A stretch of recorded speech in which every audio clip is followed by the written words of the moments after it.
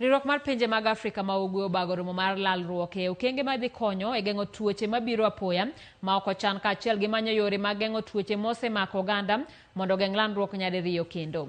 Giwacho ni kuom higni machuok mokalo oganda mawuok e anyuola mochando osebedo ka kale midhiero mar tuoche mabiro apoya to onge kony malong'o ma giseyudo. E romo mane obagi e boma ma Nairobi odiechieng' ma kawuono, magi gin weche mamoko ma bende koro twak e wigi.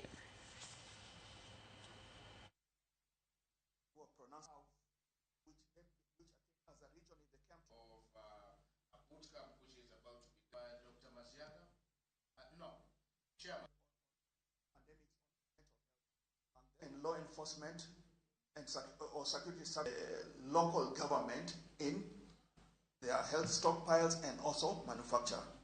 What we need to do is to keep both public and private strong, interconnected, and working through a model of trust to ensure we improve the life expectancy and health of our citizens. That's really the underpinning formula. No one can do it alone. So our commitment as private sector is we will play our part and our role. The summit is not just another event on the calendar for the next year.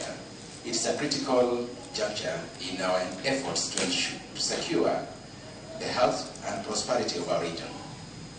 As we all know, East Africa is facing a range of health security challenges, from the persistent threats of communicable diseases to emerging and re-emerging diseases. We are also going to be thinking about scalable homegrown solutions, and here we are currently in the pre-summit rolling out a global health security hackathon that is looking at initiatives that will focus on developing innovative technology-based solutions for GHS, and we'll look at specific problematic areas around disease surveillance or surveillance systems, data management, and telehealth.